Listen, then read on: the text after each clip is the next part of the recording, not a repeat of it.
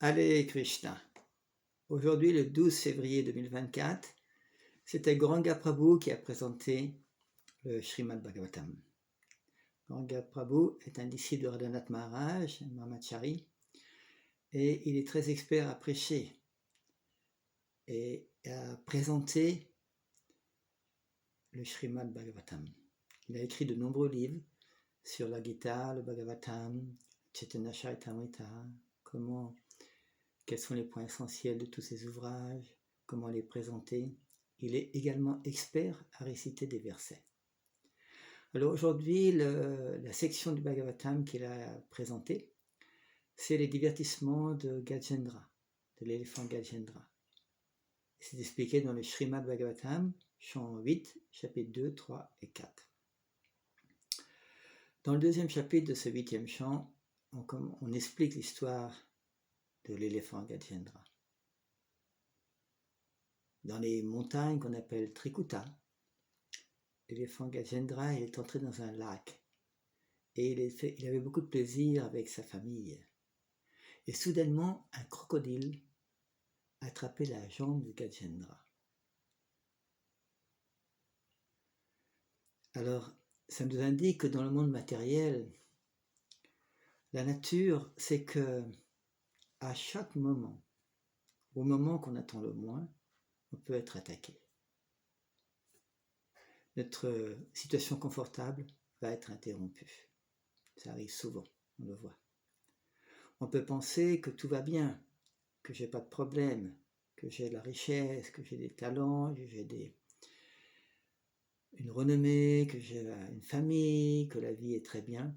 Mais Maya peut à n'importe quel moment créer une situation compliquée pour nous. Alors ici, Gajendra, il a essayé de se libérer justement des problèmes donnés par le crocodile. Mais dans l'eau, le crocodile est beaucoup plus puissant parce que c'est un animal qui va souvent dans l'eau, tandis que Gajendra, un éléphant, est devenu plus faible parce que c'est un animal de la terre, un éléphant. Il n'arrive pas à se libérer, disons, du crocodile dans l'eau. Et ça indique que nous-mêmes, on peut être puissant dans un secteur, mais ça ne veut pas dire que notre puissance sera égale dans tous les secteurs de notre vie. C'est pour cela qu'on ne doit pas développer de la fierté ou une confiance en soi qui est au-delà de nos capacités et de nos talents. On doit toujours se souvenir que chaque chose que nous avons, incluant toutes les facilités qu'on a dans la vie, nous sont données par la grâce de Krishna. Ça, c'est un point qu'il a mis beaucoup l'accent sur cette présentation, Gauranga Prabhu, l'importance de toujours voir tout comme la miséricorde de Krishna. Et si on voit comme ça, par conséquent, on peut tout utiliser au service de Krishna. Et nous-mêmes, restons détachés du résultat. Les choses qui nous sont données pour un service. Quand le service est fini, alors nos capacités vont partir. Avec cette conscience, on ne sera pas affecté, quelle que soit la situation dans laquelle on se trouve, quel que soit ce que Maya nous enlève. Alors, on voit que disons Gajendra, il est resté avec ce crocodile pour combattre, pas juste un jour, un mois, une année, 10 années, non, il est resté 1000 ans de combat. Alors bien sûr, petit à petit, la force de Gajendra a diminué, tandis que la force du crocodile a augmenté, parce qu'il était dans l'eau. Et on doit aussi en tirer comme conclusion pour nous que quand on a des difficultés, des problèmes, c'est pas automatiquement que nos problèmes et nos difficultés vont partir facilement. Non, ça peut prendre beaucoup de temps. Et quelquefois, on doit vivre avec nos problèmes. Et Gajendra, il appelait ses amis, il appelait sa famille. Mais tous ses amis ou sa famille n'avaient pas la capacité de l'aider, de le protéger, de le faire sortir des griffes de ce crocodile. Il a également appelé les Devas, mais les Devas n'avaient pas cette capacité de protéger Gajendra. Ils avaient la possibilité de protéger Gajendra, mais ils n'avaient pas l'intention de le faire. Et c'est pour ça que Gajendra a pensé qu'il n'y avait personne qui pouvait lui donner la capacité de le protéger. Et là, il a offert des prières à cette personne suprême, sans connaître le nom. Où est-ce qu'il a eu cette inspiration de prier, Gajendra? Bien c'est que dans une vie antérieure, il était un dévot. Il n'avait pas complété son service de dévotion. C'est pour ça qu'il avait un samskara à 10 ans. Il avait déjà goûté le service de dévotion.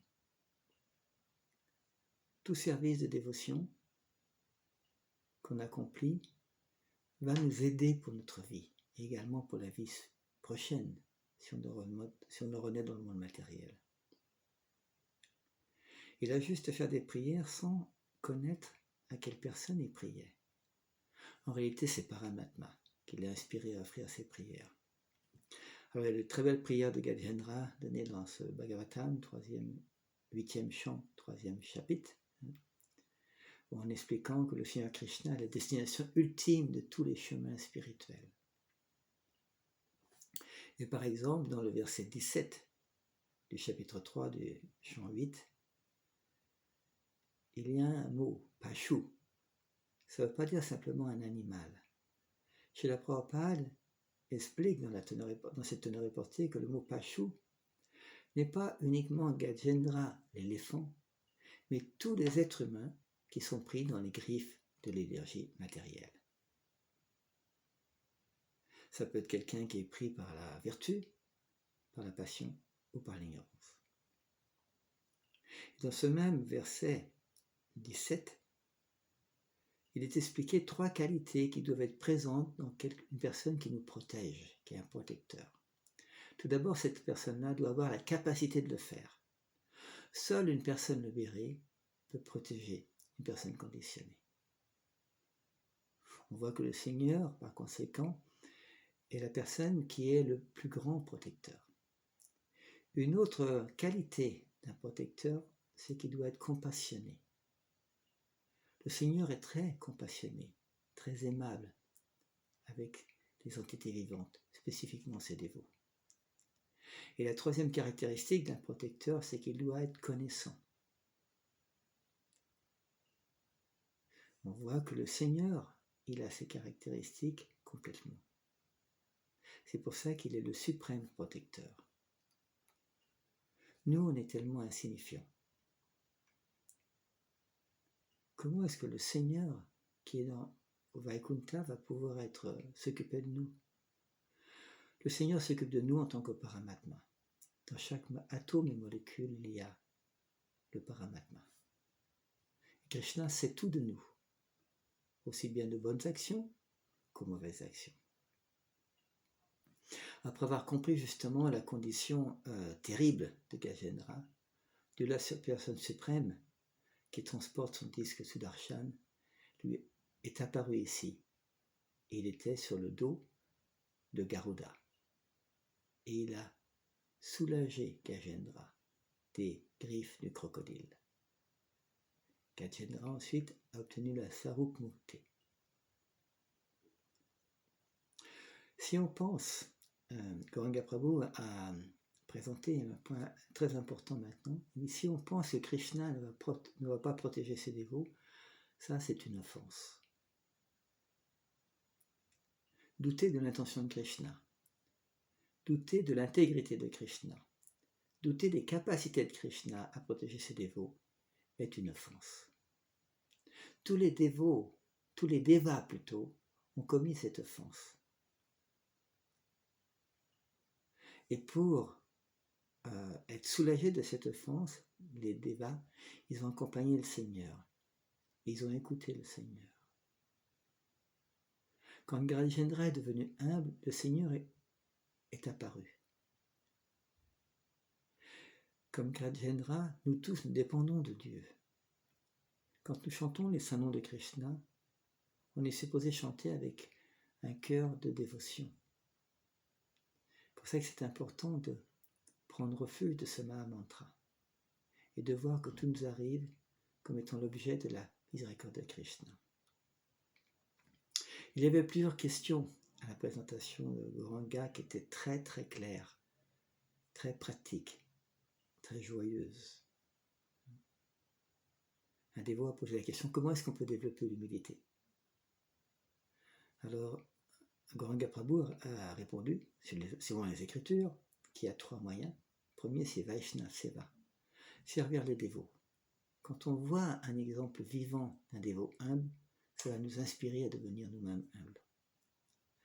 Un autre point, c'est Shastra Adhyaya, étudier les Écritures avec humilité. Et si on étudie, on réalise la grandeur de Dieu, la personne suprême. Et le troisième aspect pour développer l'humilité, c'est Vaishnava Sangha, s'associer avec les dévots, servir les dévots, même si c'est des petits services. Comme on a l'histoire de Prataparudra Maharaj qui servait Chaitanya Mahaprabhu devant le Ratha-yatra de Jagannath Puri en balayant la route devant le Seigneur de Jagannath.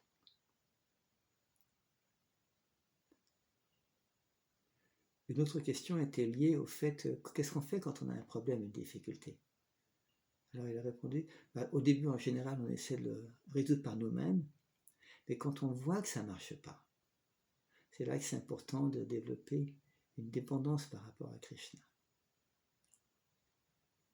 Et si on comprend ça, naturellement, on va utiliser nos ressources, nos capacités pour servir Krishna de manière dépendante.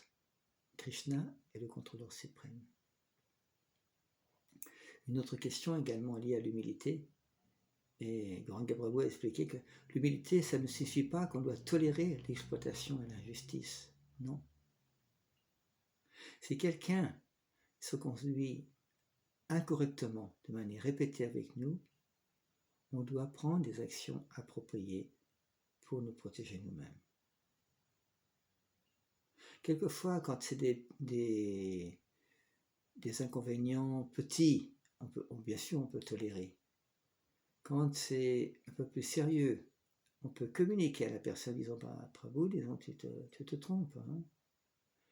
Quand la situation persiste d'une certaine exploitation, injustice, là on doit amener le sujet vers une personne qui a une position supérieure pour trouver une solution à ce problème. La présentation de Gauranga, que je ne l'avais jamais entendu auparavant, Gauranga, il est très connu dans le monde, mais je ne l'avais jamais entendu, m'a beaucoup marqué par sa dédication à la vérité, dédication au Shastra, dédication à comprendre le processus de la parampara et à l'appliquer. Allez, Krishna.